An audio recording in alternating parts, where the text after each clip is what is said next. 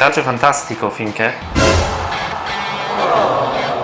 Per fortuna ci è rivelato Medical Group. Quanto hai gioito per l'ultima meta?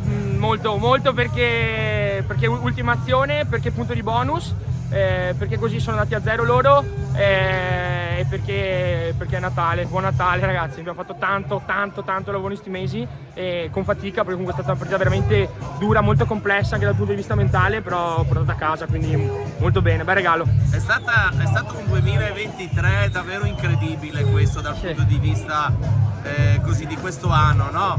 Una salvezza raggiunta all'ultimo secondo, diciamo così, poi questo inizio difficile di campionato, perché si sa, questo è un campionato molto difficile e siete riusciti a raggiungere il terzultimo posto prima di festeggiare il Natale. Meglio di così sinceramente non si poteva, forse magari qualche partita un po' meglio, sì, però tutto sommato il bilancio penso che sia positivo. Sì, allora se guardiamo alla fine i punti classifica, che è quello che, come dico sempre ogni volta che parliamo, ti dico che è la cosa che conta di più, sì, sicuramente il bilancio è molto positivo, però non mi piace dire incredibile, non mi piace perché noi ce la studiamo ogni giorno, c'è veramente tanto lavoro, c'è passo dopo passo, nulla di eclatante, però passo dopo passo stiamo cercando di costruire qualcosa e si vede perché comunque pian piano sta venendo a casa i risultati.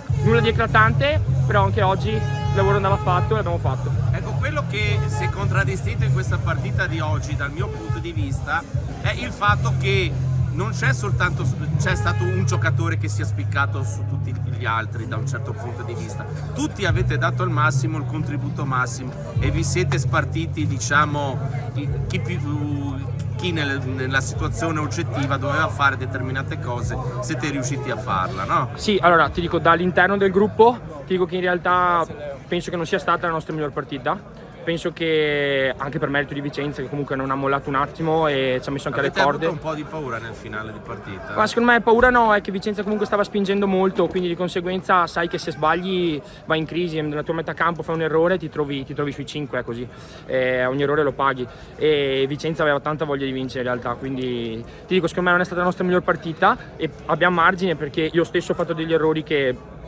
mi scoccia aver fatto, abbiamo sbagliato determinati lanci, preso dei calci mischia, abbiamo fatto un po' di errori che ci indicano che possiamo limare, possiamo far meglio e questo in realtà è una cosa positiva.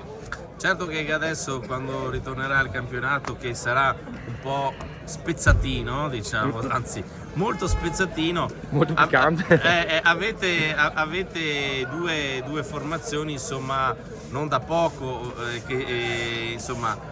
che si sono tra le altre cose affrontate in questo turno di campionato, Colorno e poi Viadana. Allora ti dico, bisogna sempre guardare una partita alla volta, perché se guardiamo le cose nell'insieme a volte non si sa neanche dove partire.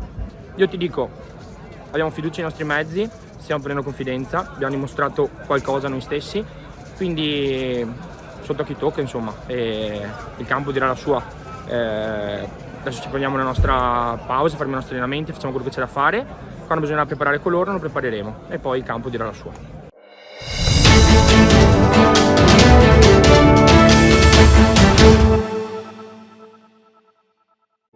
Massoterapia, il potere delle mani, un benessere profondo. Prenotala da Rebellato Medical Group.